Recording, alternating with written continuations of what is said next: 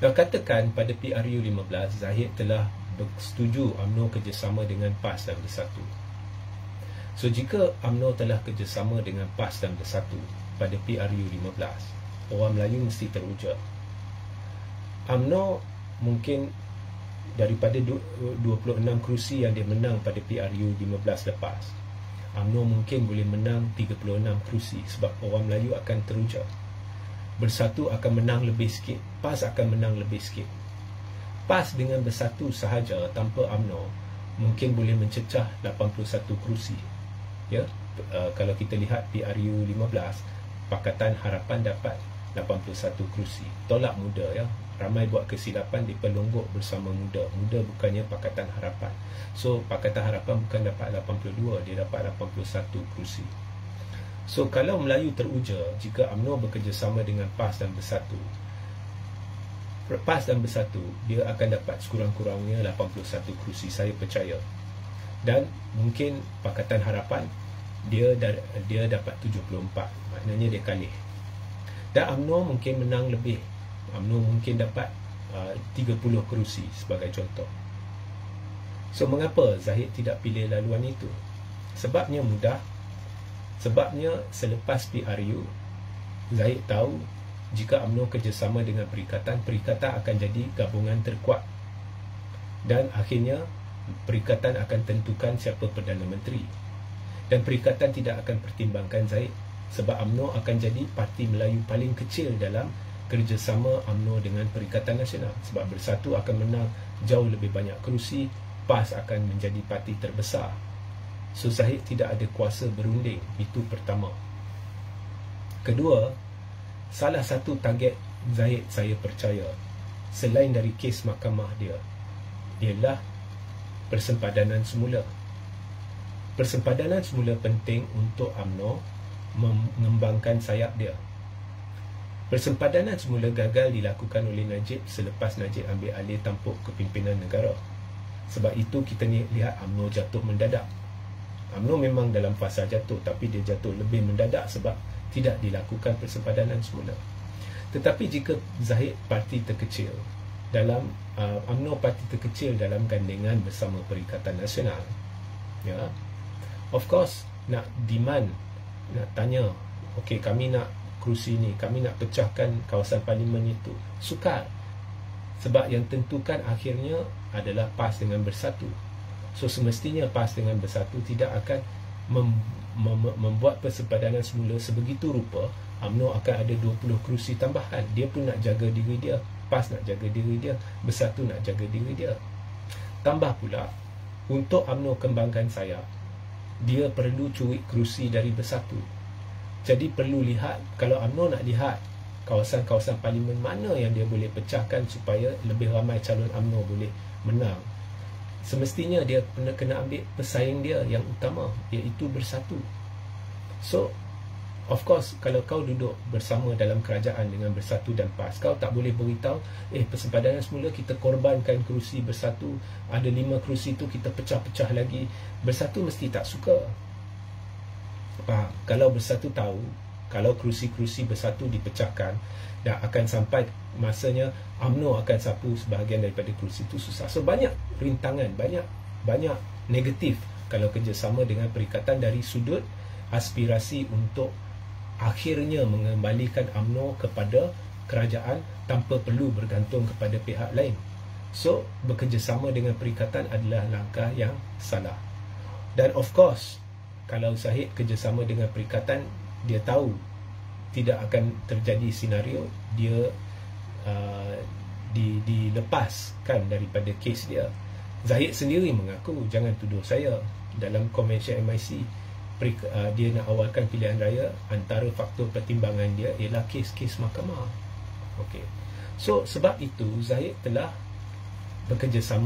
tidak bekerjasama dengan perikatan. So bila tidak bekerjasama dengan perikatan, sokongan Melayu Islam secara organik, ya, sebab keruntuhan UMNO, sokongan Melayu Islam masih dengan perikatan. Tetapi dia tidak sehebat jika UMNO kerjasama dengan perikatan. Jika UMNO kerjasama dengan perikatan, orang Melayu akan teruja. Mungkin perikatan akan dapat 81 kerusi, UMNO akan dapat 30-31 kerusi. Tapi bila tak kerjasama, Perikatan dapat 74 kerusi dan Pakatan dapat 81 kerusi. So dengan tidak bekerjasama, dengan tidak menguja Melayu ke tahap yang gila-gila, sekurang-kurangnya dapat jinakkan sedikit gelombang hijau. Memang gelombang menyokong Perikatan hebat, tapi tidak menjadikannya di luar kawalan. So Perikatan dapat 74, memang dah dijangka Pakatan dengan sokongan maksima China dan India akan dapat lebih banyak kerusi. So akhirnya PH dapat 81. Dan Pakatan Harapan dengan Zahid bijak, mereka tidak mengumumkan kerjasama pada PRU 15 untuk memastikan tidak ada boikot China. So selepas PRU 15, UMNO yang ada 26 kerusi, tiba-tiba Zahid beria-ia hendak kerjasama tubuh kerajaan bersama Pakatan Harapan. Sebab kalau pergi ke Perikatan Nasional, Zahid tidak boleh demand, okey, kita tubuh kerajaan bersama, tapi saya nak jadi Perdana Menteri. Tak boleh. Dia minta timbalan Perdana Menteri pun tak boleh. Jangan lupa ya, selepas UMNO runtuhkan kerajaan Muhyiddin, Bersatu tak mau Zahid jadi timbalan ke Perdana Menteri ke. So dia tahu, dia pergi ke hala Perikatan, dia takkan dapat apa. Kemudian kerjasama dengan Perikatan, masa persempadanan semula pun UMNO tidak akan dapat banyak. So baik kita kerjasama dengan Pakatan Harapan. Mengapa Pakatan Harapan? Sebab misi dia, of course kes mahkamah, itu Zahid sendiri dah mengaku. Tetapi misi jangka panjang dia, saya percaya nak jadi Perdana Menteri. Dan untuk jadi Perdana Menteri, untuk Barisan Nasional kembali kuat tanpa perlu bergantung kepada orang lain, persempadanan semula penting. Dan sebelum persempadanan semula, Zahid juga hendak jadikan MCA kuat kembali. Untuk jadikan MCA kuat kembali dan UMNO boleh diterima oleh orang Cina, kena cari jalan nak pecahkan benteng pemisah antara pengundi tradisi UMNO dengan pengundi tradisi PH.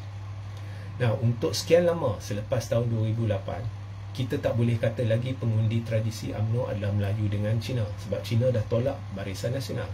Jadi sejak 2008, pengundi tradisi UMNO adalah Melayu penyokong UMNO, sebab majoriti Melayu dah bersama Perikatan Nasional. So Melayu penyokong UMNO ni adalah pengundi tradisi UMNO. So sekarang Zahid perlu cari jalan sebelum persempadanan semula. Okey, dia untuk UMNO kembali, untuk Barisan Nasional kembali, ada dua perkara penting. Satu, persempadanan semula, nak tambah kerusi yang mungkin dimenangi oleh UMNO. Tetapi satu lagi, nak meningkatkan penerimaan UMNO terhadap di kalangan orang Cina.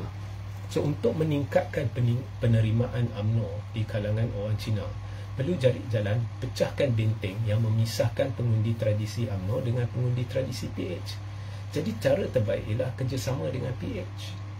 Kalau dulu Tun Mahathir boleh kerjasama dengan PH, Zahid fikir UMNO pun boleh kerjasama dengan PH. Dan akhirnya rakyat akan terima, beransur-ansur terima. So itu telah dilakukan. Now, of course DAP semestinya bimbang orang Cina akan marah. Sebab DAP sendiri yang antara yang membantu mendedahkan bahawa Zahid terlibat dalam skandal. DAP sendiri berdekat lamanya memberitahu orang Cina UMNO ni ekstrim lah, dia ultra lah, dia jahat lah, dia sebelum PRU 15 siap dengan pencuri, penyangak dan sebagainya.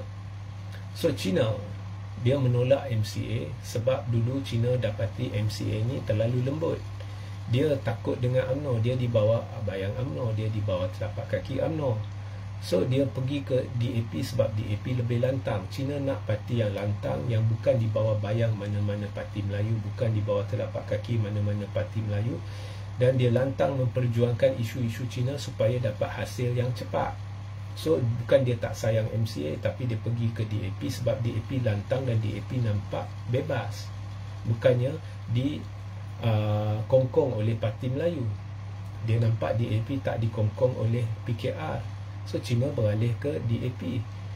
Jadi tiba-tiba orang Cina lawan UMNO dia sokong DAP, dia terpaksa tolak MCA sebab dia fikir MCA di bawah bayang UMNO, MCA ni harimau yang tak ada taring, tak takut dengan UMNO. Tiba-tiba dia sokong DAP, dia dapat UMNO dalam kerajaan. Right? Tapi China diberitahu lebih baik UMNO daripada PAS. Kalau dulu DAP takutkan orang China terhadap UMNO, kini DAP tukar fokus kepada PAS. Dia takut-takutkan orang Cina terhadap PAS. PAS ini ekstrim, PAS macam ini, PAS macam itu. Kemudian kerajaan wujudkan konsep 3R, dan mangsanya selalu pemimpin-pemimpin pembangkang. Kalau cakap silap sikit kena 3R. Kalau pemimpin DAP dalam 2 tahun ini banyak kenyataan beracun. Contoh-contoh saya dah berikan, ya, gelombang hijau lah, akan runtuhkan kuil ke gereja ke apa ke, ya. Kalau fikir PAS ni, fikir potong kemaluan lah, macam-macam, tak diambil tindakan. So sekurang-kurangnya orang Cina berpendirian, asalkan bukan PAS tak apalah, kita berkompromi, ya, asalkan bukan PAS, ya. So mungkin Cina teruja 3R digunakan untuk mengekang PAS, ya. So tidak akan berlaku ekstrim, ya, dan sebagainya. So pada pilihan raya yang berlaku, pilihan raya 6 negeri, teruji tahap kesetiaan Cina terhadap DAP, dan pada PRN 6 negeri terbukti orang Cina tidak meminggirkan DAP. DAP kekal kuat. So strategi itu telah berjaya. Tetapi apa yang gagal dilakukan ialah untuk memecahkan benteng pemisah antara penyokong tradisi DAP dan penyokong tradisi UMNO. Dalam pilihan raya 6 negeri, orang Cina kalau nampak calon UMNO, dia tidak akan sokong calon UMNO tu. Dan begitu juga pengundi tradisi UMNO, orang Melayu, di mana-mana kerusi nampak kerusi orang calon DAP, dia tidak akan pergi sokong calon DAP ke PKR ke, dia tidak akan sokong. So maknanya kerjasama tu gagal membuahkan hasil dari sudut meningkatkan kekuatan kedua-dua parti itu, kerana ada sokongan dari pengundi tradisi masing-masing yang menyokong sesama mereka lah. So gagal. So mereka tidak berputus asa. Dalam semua PR case seterusnya, mereka cari formula. Akhirnya di mahkota, mereka telah menggunakan formula, jom kita bekerjasama sebagai jentera perpaduan. Bukannya jentera DAP, bukannya jentera UMNO, bukannya jentera PKR apa, tetapi jentera perpaduan.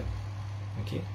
Mereka berani berbuat demikian di mahkota kerana pada tanggapan UMNO dan PH itu kerusi selamat. Jadi kita boleh eksperimen di sana. Jadi mereka eksperimen lah. So mereka masuk sebagai jentera perpaduan, dan tiba-tiba benteng pemisah antara pengundi tradisi PH dengan pengundi tradisi UMNO dipecahkan. UMNO tidak meningkat sokongan Melayu dia. Begitu juga Perikatan Nasional kekal sokongan pengundi tradisi dia. PH juga sebenarnya pengundi tradisi dia, jumlah dia kekal. Tetapi semuanya telah pergi sokong calon UMNO. So benteng itu telah dipecahkan. Ini telah menjadikan kerjasama DAP UMNO berjaya. Dan ini telah menunaikan salah satu matlamat zahid kerjasama dengan PH, iaitu memecahkan benteng itu. Sebab bila benteng itu dipecahkan, UMNO akan menjadi lebih kuat di masa hadapan. Kalau benda ni boleh diulangi di semua kerusi parlimen di seluruh negara, jadi mana-mana kerusi yang UMNO menang tipis, dia akan menang lebih besar. Sebab sekarang dia boleh dapatkan sokongan Cina. Mana-mana kerusi yang UMNO kalah tipis, asalkan ada jumlah Cina yang mencukupi di kawasan itu, UMNO boleh menang. Dan UMNO mungkin boleh menang kerusi-kerusi baru. Begitu juga MCA boleh menang lebih banyak kerusi. Mungkin pada sekarang kalau MCA, mungkin dia boleh, kalau PRU dia boleh dapat 5 hingga 6 kerusi tambahan, ya, mungkin lebih, ya. So itu satu kejayaan di mahkota. Mengapa berjaya? Saya berpendapat satu faktor utama ialah orang Cina teruja bila nampak MCA dan DAP akhirnya bekerjasama. Ini adalah melangkaui apa yang mereka hajatkan selama ni. Kalau awak tengok sejarah China, dia bukan tak sayang MCA. Saya nampak China lebih sayang MCA berbanding dengan DAP. Tetapi dia terpaksa pergi ke DAP kerana MCA dia anggap harimau yang dah hilang taring di bawah bayang UMNO. Tiba-tiba sekarang MCA nampak lah ya, di mahkota. Dia sebenarnya MCA dengan DAP ni dia tak boleh bersatu, tapi nampak dah bersekutu. Ini menjadikannya lebih kuat. Macam representasi orang Cina ni dah jadi lebih mantap. Sekarang kita tak payah nak fikir MCA atau DAP. Kita dah ada satu pergabungan yang cukup mantap yang memperjuangkan isu orang Cina. Saya rasa Cina teruja. Itu yang telah memecahkan benteng pemisah antara pengundi tradisi UMNO dengan pengundi tradisi DAP. Tetapi DAP perlu sedar, ini bermakna Cina sudah kembali yakin dengan MCA. Dan sekarang ada juga ramai Cina yang tak puas hati dengan DAP kerana peratus yang tidak keluar mengundi rendah. Tinggi Cina. Maknanya bila tinggi, mesti sudah ada wujud satu jalur pengundi Cina atas pagar. So, ini yang telah berlaku. So, maknanya sekarang ni UMNO berpotensi menjadi lebih kuat. Dia sudah kembalikan sedikit sebanyak sokongan kepada MCA, dan